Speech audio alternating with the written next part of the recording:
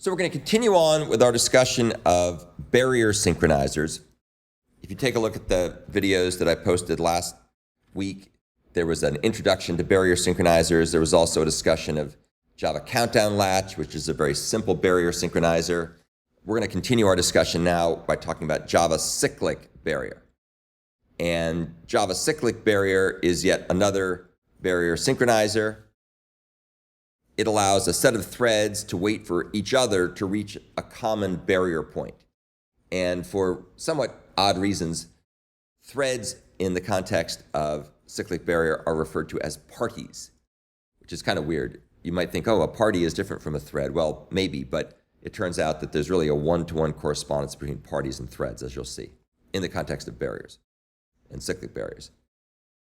An example of a human-known use of a cyclic barrier would be an assembly line where fixed-size groups of workers coordinate to build various parts of cars that move by in phases. So you have, let's say people are going to put in the engine. So the car rolls by, people put the engine in, the car rolls on to the next phase, and then a group of people put the seats in, and then a group of people put the wheels on, or the transmission in, or the windows, or the upholstery, whatever. There's different things that you could put in.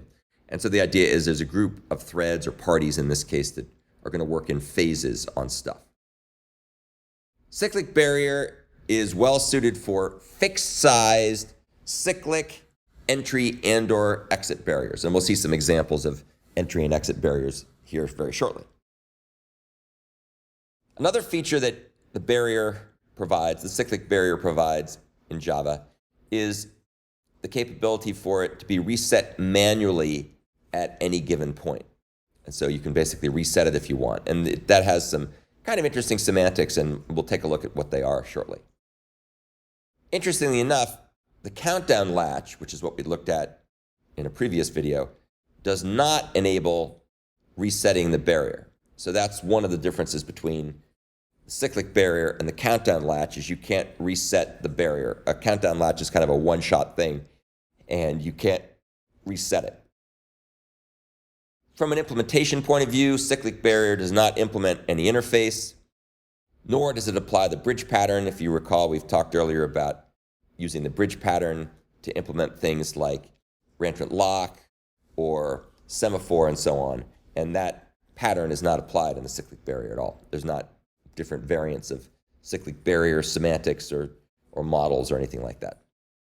Nor does the cyclic barrier use the abstract queued synchronizer framework, which again is very popular for some of those basic synchronizers like condition object, reentrant lock, semaphore, and so on. So instead, it defines a bunch of fields that are used to provide the cyclic barrier semantics. And if you take a look here, you can see the source code for cyclic barrier, and it's actually kind of fun to take a look at. So let's take a look at the various fields and see what they do. So one of the fields is a lock that protects the critical sections in the methods in the cyclic barrier class, things like await, for example, or reset. There's also a condition that's used by all the threads to wait upon until the barrier is tripped. We'll talk more about what it means to trip a barrier here momentarily. There's a count of the total number of parties, and this value is initially set by the cyclic barrier constructor. So when you create a cyclic barrier, you give it the party count, and that's what's used to initialize this field. And then there's also the number of parties that haven't called await yet. And this is initially set to the total number of parties, so it's initially set to the same value as parties up here, this guy. And then every time await is called by a party thread, that will cause the count field to be decremented. And when it reaches 0, then the barrier is tripped. And you could have this thing called a barrier action, which you don't have to provide, it's an option.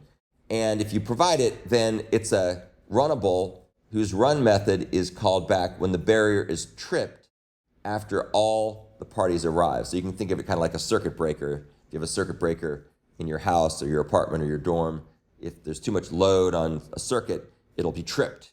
And so that breaks the circuit.